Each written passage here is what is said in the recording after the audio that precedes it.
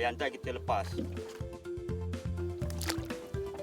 Harga belangkas sebelum PKP kita ambil pada nelayan seekor 15. Lepas tu buat COVID ni PKP jadi kita ambil start dari RM7 balik.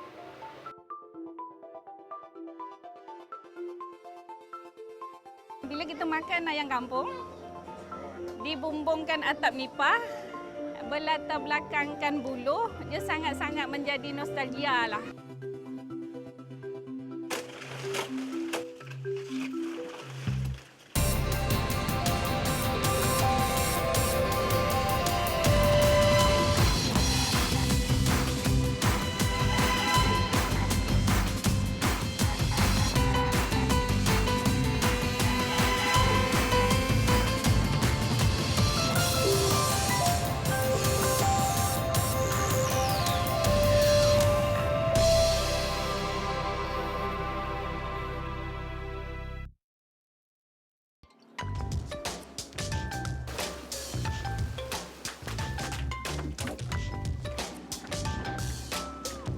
Jantan kita lepas.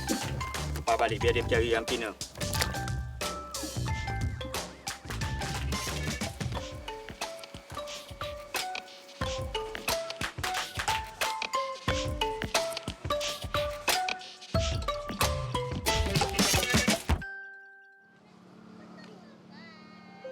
Panorama indah di Tanjung Sedili menjadikan ia antara destinasi pilihan individu untuk beriadah.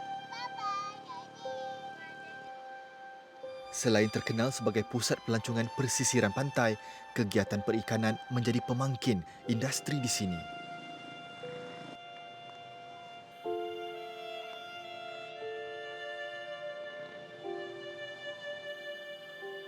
Berikutan permintaan yang kian meningkat, kini belangkas hidupan laut rebutan nelayan.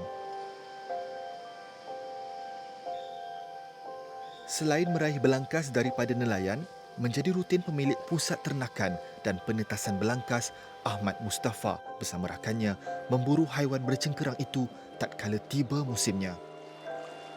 Proses penangkapan belangkas bukanlah mudah. Nelayan perlu berjemur di bawah terik matahari.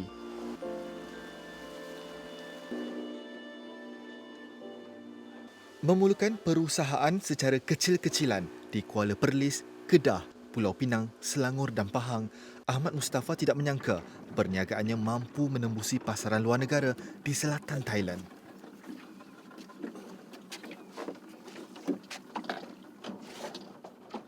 Dia yang juga seorang nelayan memilih Johor sebagai lokasi terakhir dalam melebarkan sayap perniagaannya.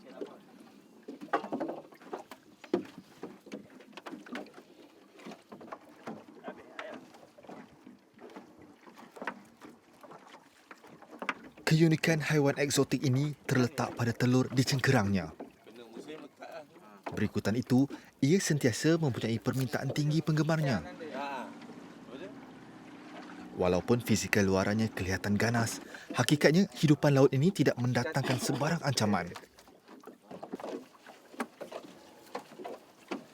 Mana ada jantan ni? Ya, ini dia ada sepik. Oh, sepik tu. Sepik. Tina tak ada ni. Kebiasaannya, belangkas akan diperoleh sepasang, iaitu jantan dan betina. Belangkas jantan akan menumpang di bahagian belakang betina yang mempunyai saiz lebih besar. Macam ni selalu jumpa Mamat, dia pecah-pecah ni semua. Ini macam sebab apa punca? macam beginilah, kadang dia kena pada jaring ataupun kadang dia kena benda-benda masa dia kecil dia kena gigit macam ni kan, dia lembut ni. Ni lembut. Lembut ni kira benda yang So masa lembut tu dia dah kena. dia dah kena. Macam ni dia baru salin kulit. Pegang. Mana? Ni. Dia lembik. Oh, dia lembik. Dia kalau kira dia besar ni kecil pada ni sikit. Oh, ni dia keras sikit. Dia kecil. Semasa dia nak salin ni dia kecil pada ni. Ni pun tina tapi dia masih anak. Ini kira 7-8 tahun lagi lah baru matang ni. Oh, dia memang selalu macam gini lah. Angkat, lepas. Angkat, lepas. Tu Ini keras. Tu dia dah matang. Ini pun umur pun dah lebih pada kita. Keadaan angin kencang dan laut bergelora pada musim tengkujuh menjejaskan sumber pendapatan para nelayan.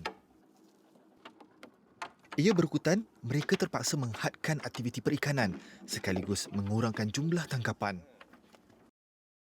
Dia kalau musim dia bulan 1, bulan 2, bulan 3. Lewat-lewat bulan 4. Bulan 5 masuk bulan 5 dah kurang. 5, 6, 7 sampai 8. 8 baru dah mula ada balik. 8, 9, 10, 11 ada. Bulan 12 tengkujuh angin kuat, nelayan tak dapat keluar. Kebanyakan pemburu hanya mengambil belangkas betina, manakala jantan akan dilepaskan.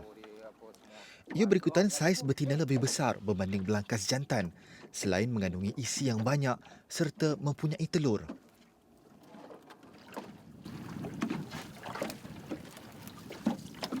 Ada jadi tempat belangkas ni.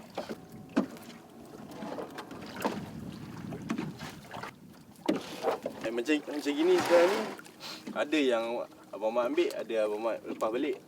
Okey, contoh yang nak dilepas balik yang macam mana? Yang ni Jantan. jantan. Ni pun anak dia lagi. Kita kena lepas balik lah. Macam nelayan kadang kalau yang mana dia rajin tengok, dia tengok.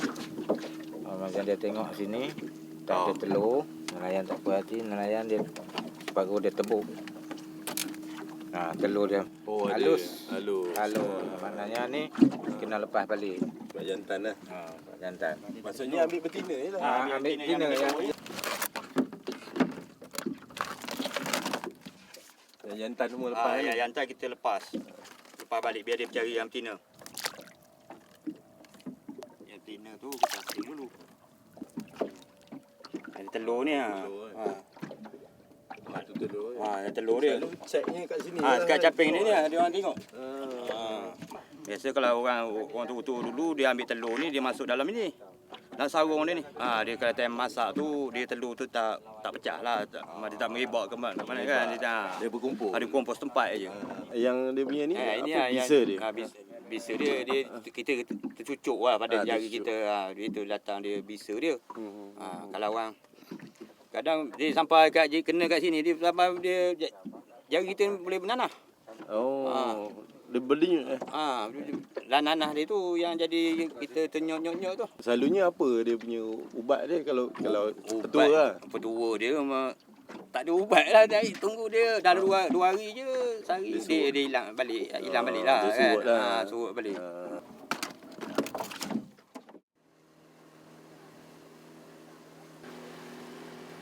Setiap hari, mereka menghabiskan masa di tengah laut bagi memburu belangkas.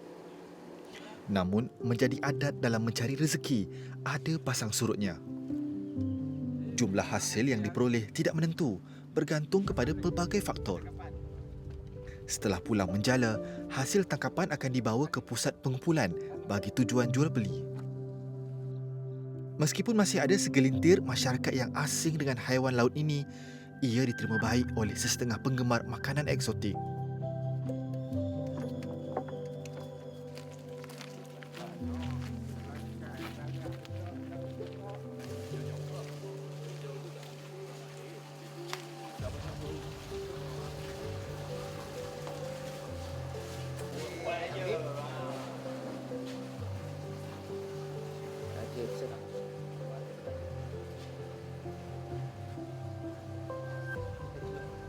Sebelum dibeli, permata laut ini akan diperiksa terlebih dahulu. Hanya belangkas yang bertelur sahaja diambil untuk pembelian. Bagi Ahmad Mustafa, pusatnya tidak pernah mengalami masalah dalam memenuhi setiap permintaan daripada peraih.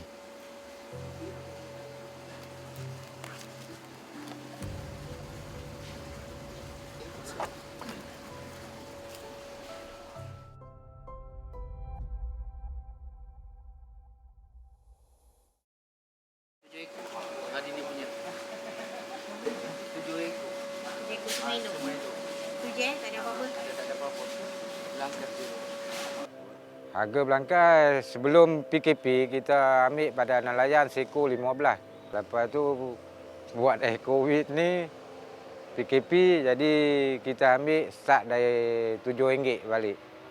Seko RM7 ni RM7, lepas tu dalam masa sebulan je RM7 tu. Lepas tu dah naik RM9.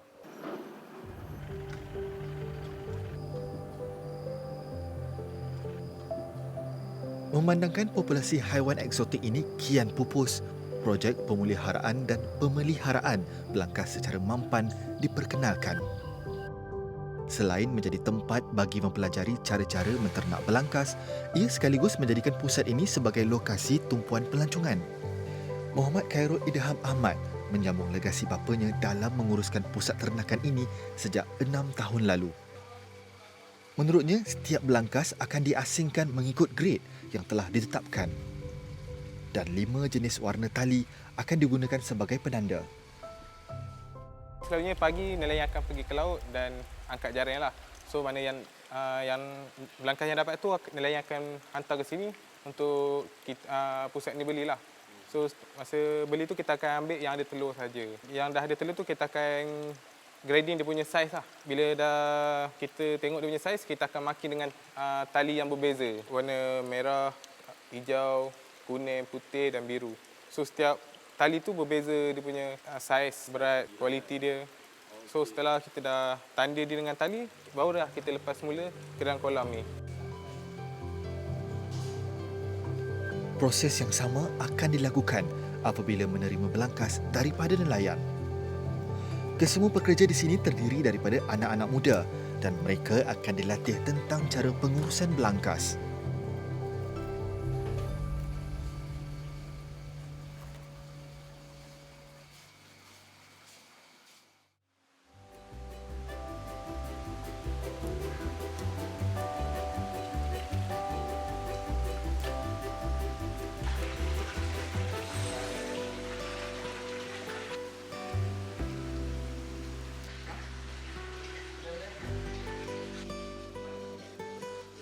Saksikan selepas ini usaha anak muda dalam menggiatkan perniagaan belangkas.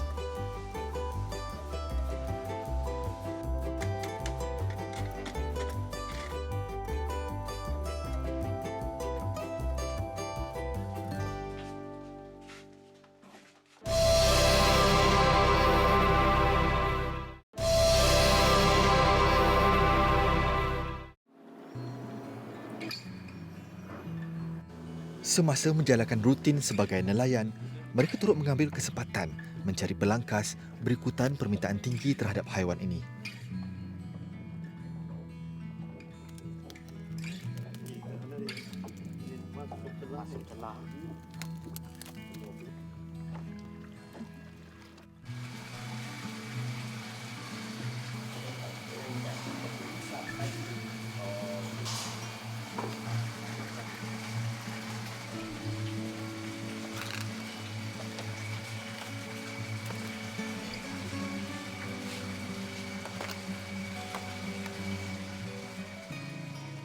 Belangkas yang telah diasingkan kemudian akan dibawa ke kolam ternakan di mana ia akan dilepaskan.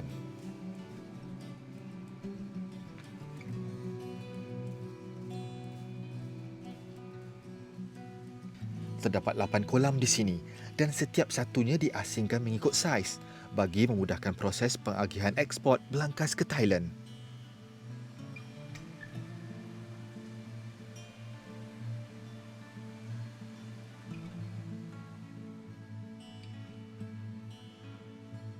Istimewanya tentang hidupan akuatik ini adalah darah biru yang dihasilkan. Dikatakan bendalir yang terkandung pada spesies ini mempunyai nilai tinggi di pasaran dunia.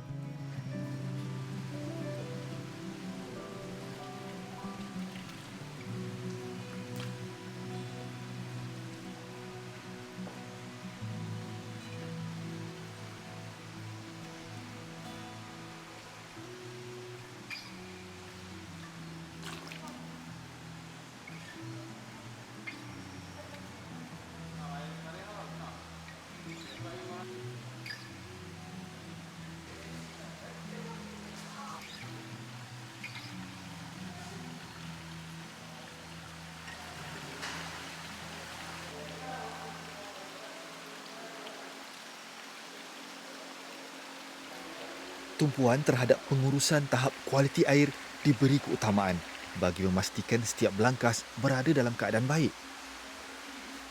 Bagi mendapatkan sumber air daripada habitat asal belangkas, paip pada kolam ini dihubungkan terus daripada laut. Haiwan ini dikatakan mempunyai kadar kesembuhan yang tinggi.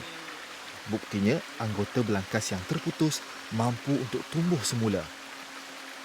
Walau bagaimanapun, ia ditentukan oleh sejauh mana hidupan laut ini menyesuaikan diri dalam persekitaran baharu.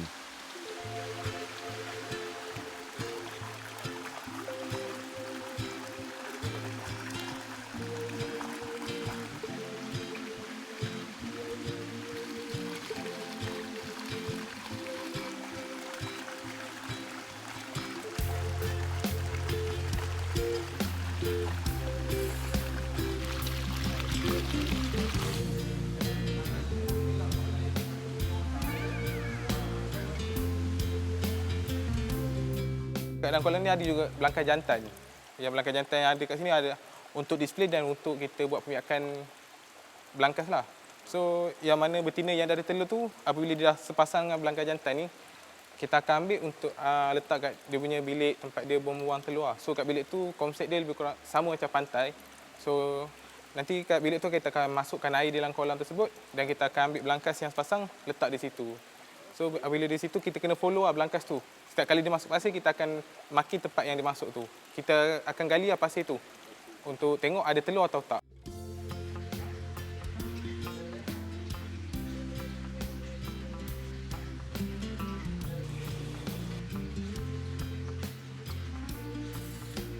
Sebelum memasukkan induk belangkas, kolam ternakan daripada simen konkrit ini akan dimasukkan air dan ditaburkan dengan pasir.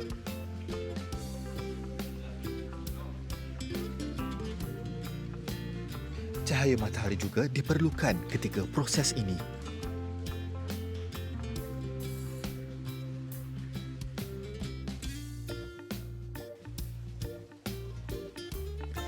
Air yang terdapat dalam kolam itu dikosongkan sebelum proses pencarian telur dijalankan.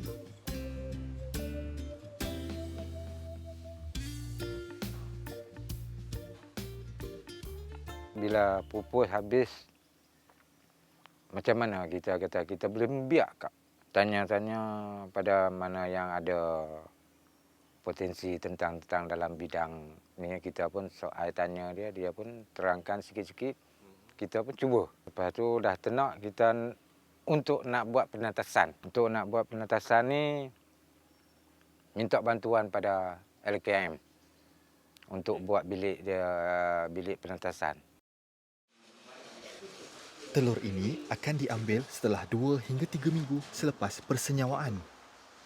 Ternyata pencarian telur yang bersaiz kecil serta berwarna kuning keemasan ini bukanlah satu peringkat yang mudah. Ketelitian yang tinggi diperlukan sepanjang proses ini.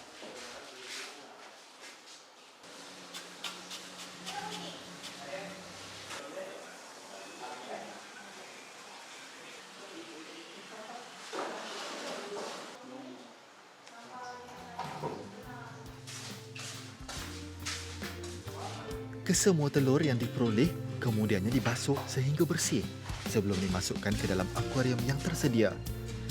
Setelah cukup usia matang, anak-anak belangkas akan dilepaskan ke laut untuk meningkatkan pembiakan populasi sekaligus membantu golongan nelayan dalam mendapatkan sumber rezeki.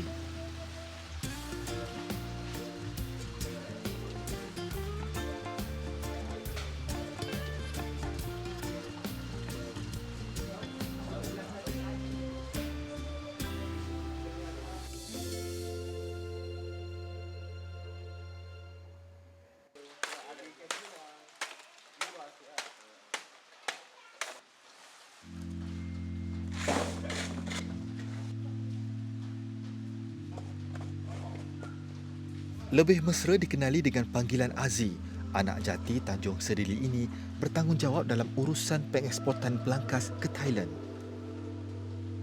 Daripada urusan penepahan sehinggalah penghantaran ke negara jiran diuruskan olehnya.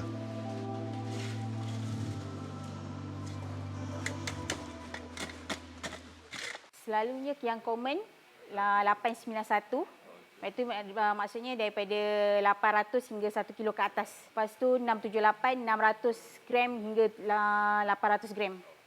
56 itu untuk 5 hingga 600 gram. Grade B tu yang bawah lah, sama ada dia tersepis sikit ke, tak elok ke, itu kita akan letak grade B. Bila nak jual, orang kata daripada luar dia tu tak cantik. Padahal dalam dia sama je. Setiap belangkas akan dimasukkan ke dalam kotak yang berisi ais ini mengikut tempahan yang diterima.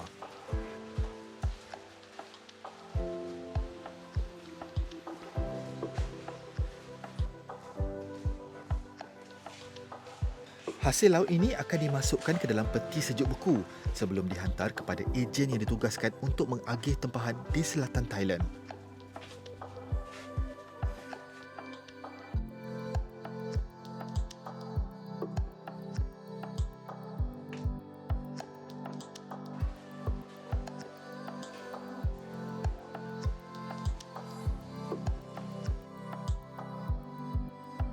Bagi mereka yang tertanya tentang kitaran kehidupan belangkas, pusat ini turut menyediakan muzium di mana segala fakta mengenai haiwan bercengkerang ini dipamerkan.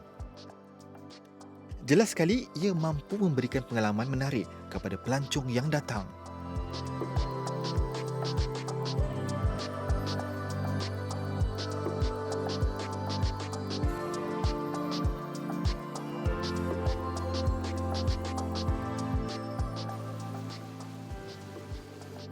Saya ingat pun memang latih dia orang je. Sebab itu saya tak ada buat kerja darat. Jadi pagi kita pergi ke laut. Jadi kita tinggal tu. Kalau kita tak buat gitu, nanti anak-anak ayah yang buat sendiri. Jadi pagi kita pergi ke laut. Pagi kita pergi ke laut. Dia orang bangun, dia orang rasa kena buat. Jadi bila dia orang buat di situ, lama-lama dia pandai. Dia orang akan buat sendiri kali itu. Dalam memastikan populasi organisma akuatik purba ini tidak pupus, pemuliharaan dan pemeliharaan belangkas perlu dipertingkatkan agar khazanah alam ini terus dilindungi.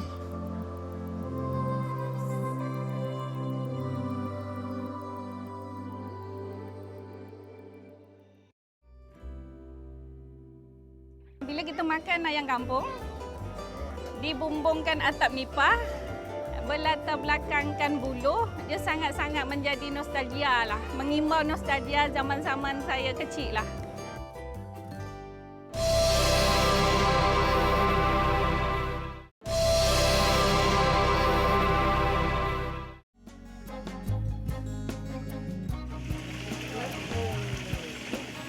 Bila kita makan ayam kampung, dibumbungkan atap nipah, berlatar belakangkan buluh, dia sangat-sangat menjadi nostalgia lah. Mengimbau nostalgia zaman-zaman saya kecil lah.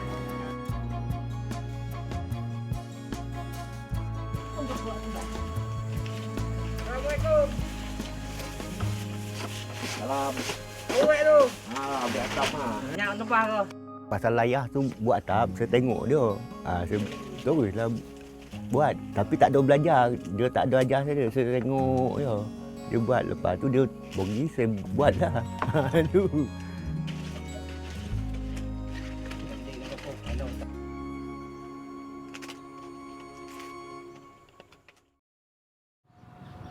Satu ketika dahulu, atap nipah adalah antara elemen penting dalam binaan bangunan, terutamanya rumah-rumah di kampung.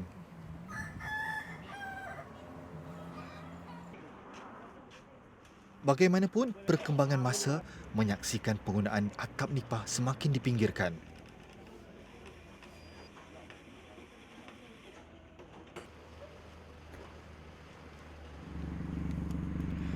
Walaupun dewasa ini, permintaan nipah sangat berkurangan, Yaakob Mis atau lebih dikenali penduduk kampung sebagai Pak Akub masih gigih mempertahankan elemen seni bina tempatan itu.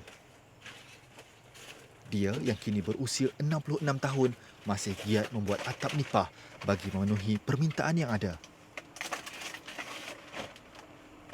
Selagi hayat masih ada, bapa kepada 7 orang anak ini akan memastikan penggunaan atap nipah tidak hilang di telan zaman. Menetap di Sungai Timun, Rembau, Negeri Sembilan, bagi Pak Akub, seni pembuatan atap ini mempunyai nostalgia tersendiri untuk dirinya. Selain pernah menjadi sumber pendapatan dalam membesarkan anak-anak, kemahiran pembuat nipah itu juga dipelajari daripada bapanya. Aku dia bergali-gali koman. Itu dia yang ada. Tak tengok. Dah. Ya, tak ada atas. Dua tanda tu. Dua tanda kecil.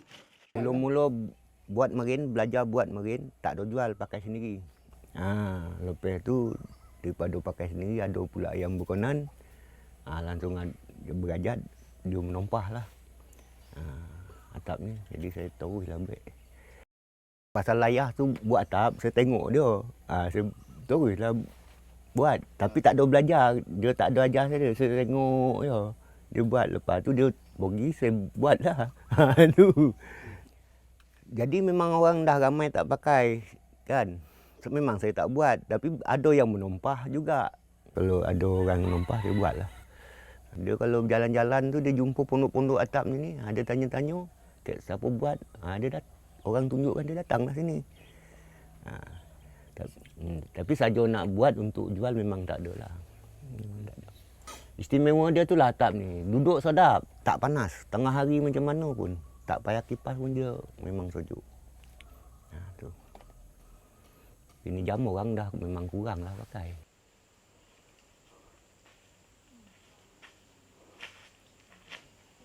Berikutan permintaan yang semakin berkurangan, Pak Akop dan isterinya Asma Laila Dolah kini mengambil tempahan membuat jala dan melakukan kerja-kerja kampung seperti menternak ikan di rumahnya.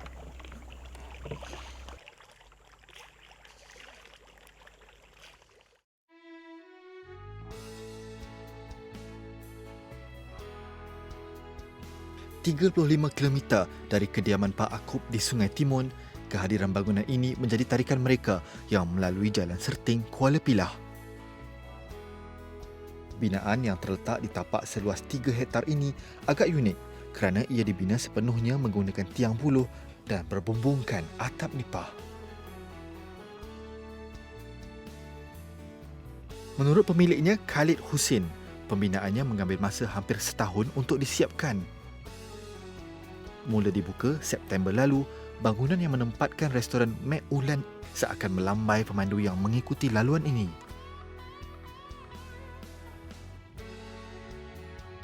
Menurut anak jati kelahiran Muar Johor ini, idea untuk membuat bangunan dengan konsep sedemikian timbul kira-kira 20 tahun lalu.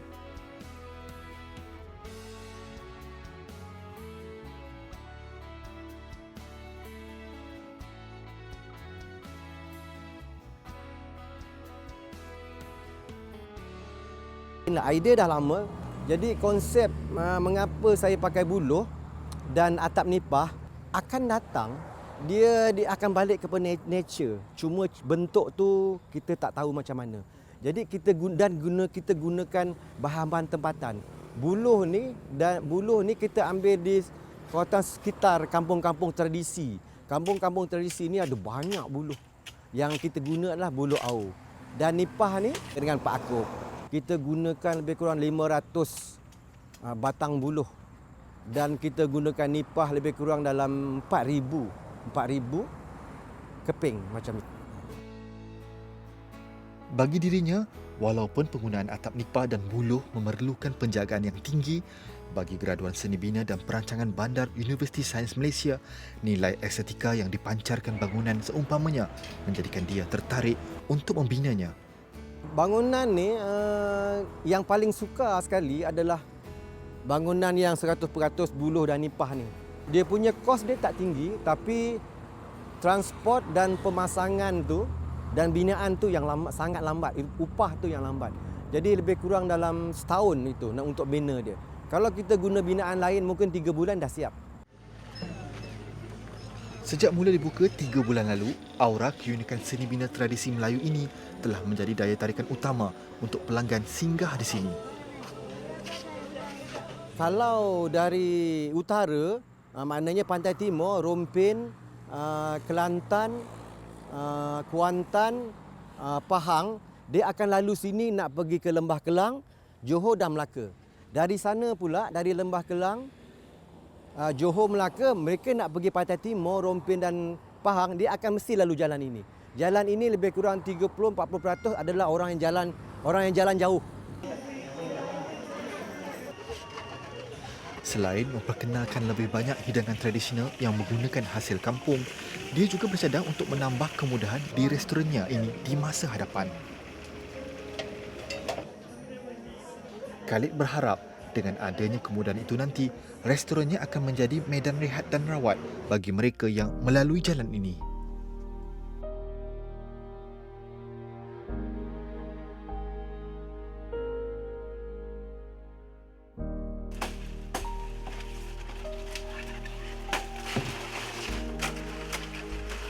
Bagian mengambil daun boleh nak mengangkat dia. Kalau banyak, kena pakai pengkawan. Kalau pengkawan tak ada, tak lebih lah.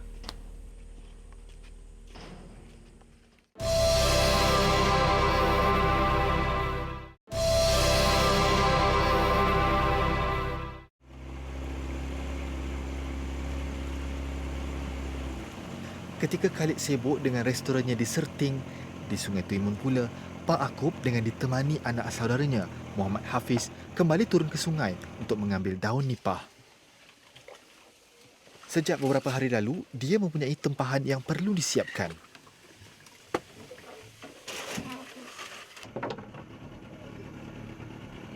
Untuk menghasilkan atap nipah yang tahan lama, Pak Akub perlu memilih daun yang sesuai.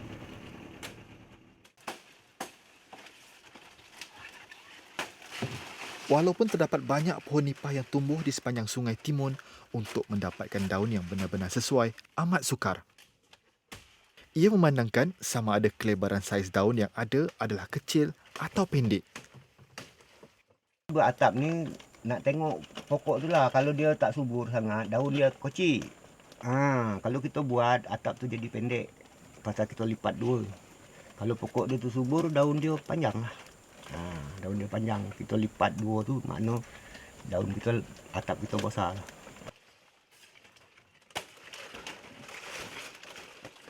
Apabila menemui pelepah yang sesuai, Pak Akub memotongnya dan hanya mengambil daun pada bahagian tengah sahaja.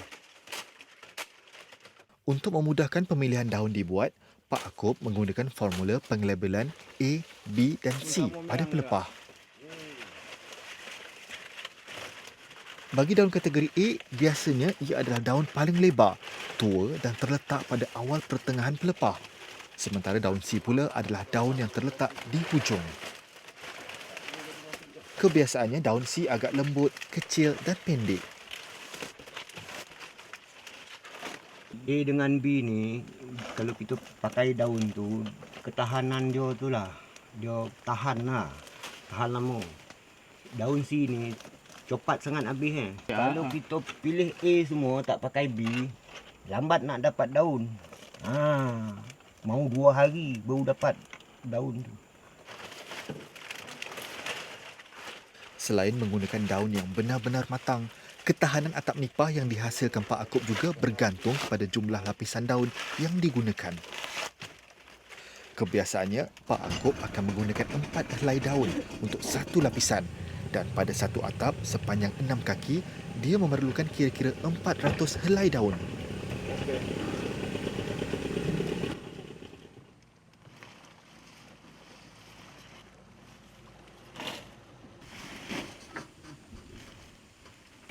Secara keseluruhannya, bagi menghasilkan jumlah atap yang ditempah pelanggan, Pak Akub memerlukan antara 5 hingga 6 guni daun nipah. Dan setiap guni beratnya di antara 60 hingga 70 kilogram.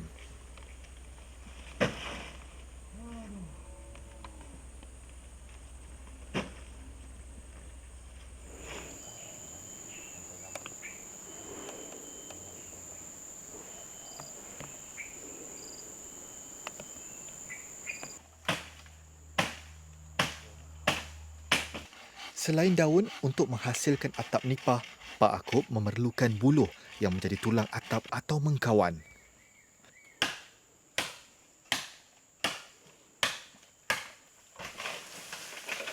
Kebiasaannya, buluh yang digunakan bagi membuat mengkawan adalah dari jenis betung atau buluh akar. Kedua-dua buluh ini lebih tebal, keras dan tahan lama.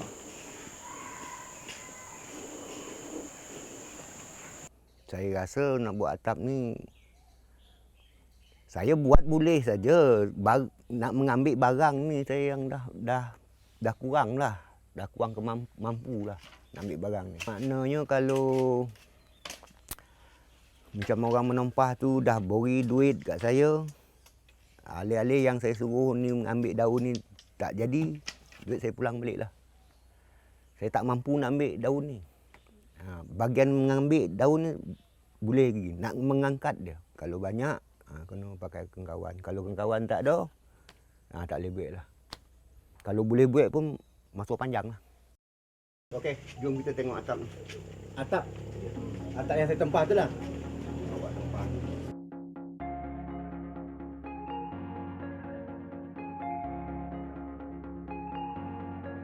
Hari ini tibalah masa yang dinantikan. Khalid dan isteri turun sendiri ke Sungai Timun bagi mengambil atap nipah yang ditempah. Ni kalau kayu, bulu lagi tahan. Tempahan ini adalah sebagai tambahan kepada jumlah atap yang diperlukan bagi projek menambah baik kemudahan yang ada di restoran mereka. Antaranya adalah menyediakan ruang niaga bagi penduduk Bandar Baru Serting dan kawasan sekitarnya. Jika dahulu daun nipah dan buluh diikat menggunakan rotan, namun kerana kesukaran mendapatkannya, Pak Akop menggantikan rotan dengan tali plastik keras yang biasanya digunakan sebagai mata mesin rumput. Harga bagi satu atap nipah ini hanya RM10.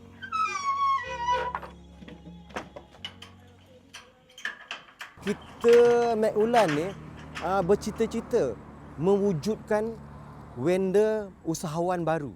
Jadi kios-kios yang ada ni adalah yang belum pernah berniaga. Jadi kita Mek Ulan ni adalah sebagai satu platform untuk dia orang mula berniaga. Sebab apa? Nampak mudah. Tetapi bila dia orang praktikkan baru dia orang tahu. Masa tu dia orang tahu belajar bagaimana nak simpan stok, bagaimana nak menjimat, bagaimana nak berapa ramai pekerja yang perlu untuk boleh bayar ke tidak. Macam tu. Maknanya dia orang belajar. Secara praktikal itu yang penting, secara praktikal. Dalam masa yang sama pun kita pun memberi tunjuk ajar, galakkan dan bertukar-tukar fikiran.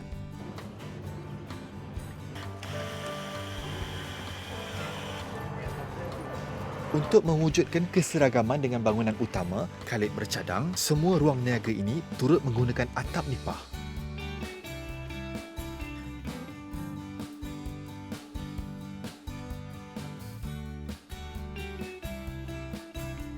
Dia berharap dengan adanya ruang niaga ini, ia bukan sahaja memberi peluang kepada penduduk kampung untuk menambah pendapatan, tetapi pada masa sama memberi lebih pilihan kepada pelanggan untuk menikmati juadah yang diinginkan. Sejak mula beroperasi lagi, kewujudan bangunan buluh dan nipah ini telah menarik perhatian orang ramai untuk datang ke sini. Antara mereka termasuklah Nur Arifah Rusli. Selain berkunjung bersama suami atau kawan-kawan, Nur Arifah juga sering membawa saudara maranya. Di samping pelbagai hidangan enak, pelanggan terutamanya generasi muda juga dapat mempelajari banyak perkara daripada seni bina yang dibina. Bila kita makan ayam kampung, dibumbungkan atap nipah, berlatar belakangkan buluh, dia sangat-sangat menjadi nostalgia lah. Mengimbau nostalgia zaman-zaman saya kecil lah. Pendedahan kepada budak-budak yang kanak-kanak yang zaman sekarang yang tak tahu apa itu penggunaan daun nipah tu buat apa, buluh buat apa. Jadi dia sangat-sangat membantu pada pembelajaran budak-budak jugalah.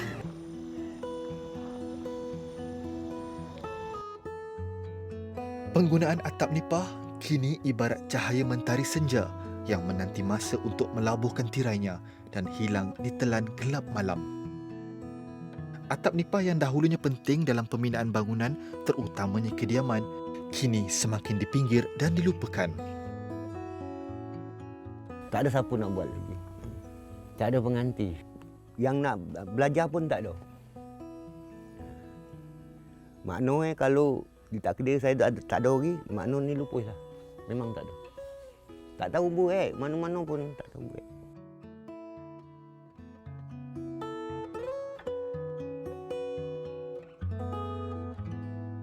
Secara tidak langsung, kehadiran insan seperti Pak Akub dan Khalid dapat memastikan kelangsungan budaya tradisi bangsa terus terpelihara daripada ditelan zaman.